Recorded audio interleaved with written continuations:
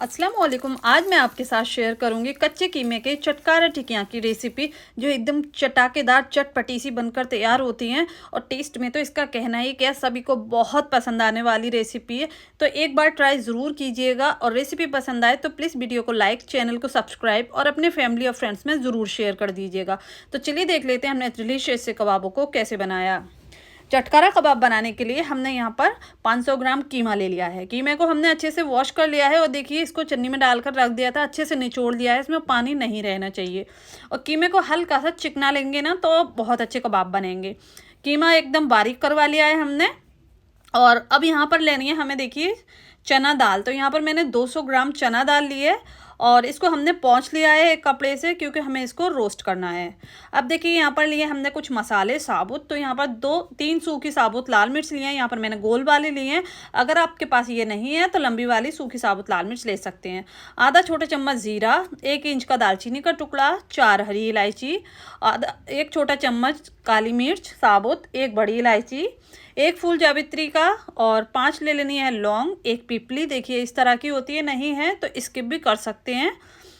और अब इन मसालों को भी हमने दाल के साथ रोस्ट करना है। तो यहाँ पर हमने एक कढ़ाई ले ली है, फ्लेम को ऑन कर लिया है। इसमें ऐड कर देना है चना दाल, और जो हमने मसाले बताए थे आपको वो ऐड कर देने हैं, और इनको करना है हमें रोस्ट।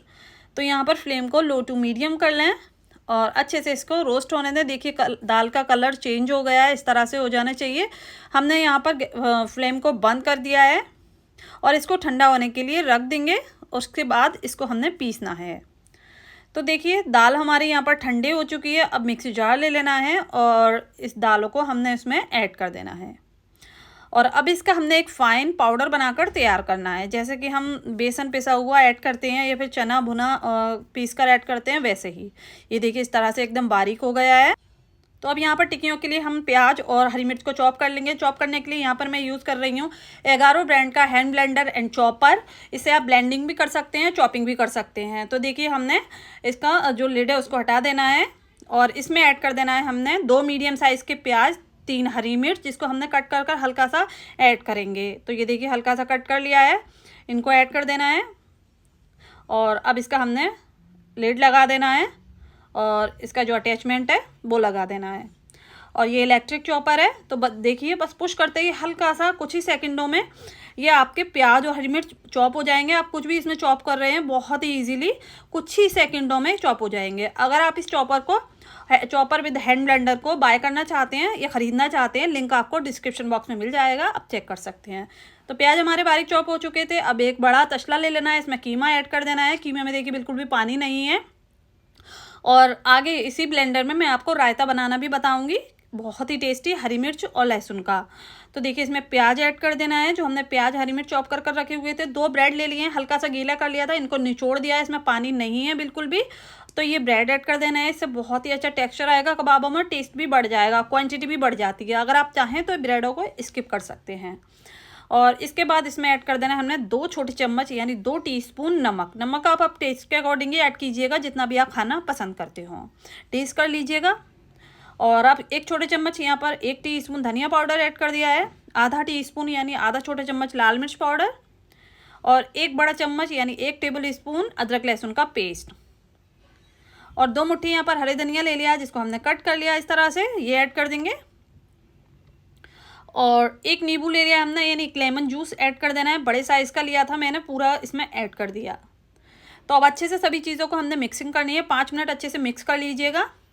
जितना अच्छा मिक्स करेंगे कबाब हमारे उतने ही अच्छे बनेंगे। देखिए बहुत अच्छे से हमने इसको मिक्स कर लिया है। आप चाहे कोई फ्रिज में भी रख सकते हैं इसको 2 घंटे के लिए, बट मैं यहाँ पर हैंड टू हैंड बनाऊंगी। अब इसके हमने टिक्कियाँ तैयार कर लेनी है। तो देखिए जितनी बड़ी या फिर जितनी छोटी, जैसे भी आप चाहें वैसे यहाँ पर टिक्कियाँ तैयार कर सकते हैं। जैसे कि हम शामी टिक्की बनाते हैं, सेम वैसे ही बनानी है। तो यहाँ पर देखिए इस तरह से एक टिक्की तैयार कर लिए, इसी तरह हम सभी टिक्कियाँ बनाकर तैयार कर लेंगे। अगर आपने अभी तक इंस्टाग्राम या फिर फेसबुक पर फॉलो नहीं किया है तो जल्दी से जाइए, फॉलो कीजिए, लिंक आपको डिस्क्रिप्शन बॉक्स में मिल जाएगा।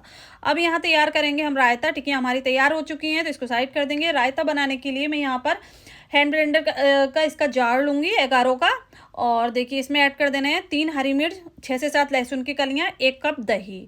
बस इसमें पानी वगैरह हमने ऐड नहीं करना है, और इसका हमने देखिए जो अटैचमेंट है वो अटैच कर लेना है।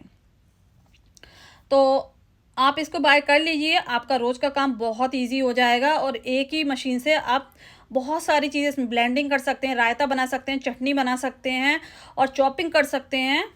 तो देखिए इसको हमने देखिए इस तरह से इसका अटैचमेंट लगा लिया है और इसको ब्लेंड करेंगे और इसमें देखिए हरी मिर्च और लहसुन पिस जाएगा बहुत ही ईज़िली, ये देख सकते हैं। तो बस ये हमारा बहुत ही टेस्टी सा हरी मिर्च और लहसुन का रायता बनकर तैयार हो चुका है। इसमें हमने नमक भी ऐड कर दिया था टेस्ट के मुताबिक, जितना भी आप खाना पसंद करते हो। अब यहाँ पर कबाबों को सेकेंगे, तो इसके लिए यहाँ पर मैंने लोहे का तवा लिया है, क्योंकि आप में से कुछ लोग कहते हैं लोहे के तवे पर कबाब चिपक जाते हैं, तो नहीं चिपकेंगे। पहले आप तवे को बहुत गर्म कर लीजिए, उसके बाद इसमें ऑयल ऐड कर लिया है। देखिए ऑयल हमारा गर्म हो चुका था, शैलो फ्राई करेंगे। एक साइड से हमने 5 से 6 मिनट लो फ्लेम पर, बिल्कुल लो फ्लेम पर इसको सेकना है। उसके बाद इसकी साइड चेंज कर देनी है, दूसरी साइड भी हमने 5 से 6 मिनट इनको सेक लेना है। और दूसरी साइड यहाँ पर देखिए मैं नॉनस्टिक तवे पर भी सेकना बताऊंगी, दोनों तरह से आज बता रही हूँ मैं आपको। तो एक साइड से हमने देखिए सेकी है कबाबों को 5 से 6 मिनट, दूसरी साइड से 5 से 6 मिनट सेक लेंगे। बिल्कुल लो फ्लेम पर सेकिएगा ताकि अंदर से भी कुक हो जाए, कच्चे ना रहें। बस ये कबाब सिककर तैयार हो चुके हैं, तो यहाँ पर सर्व कर लेते हैं।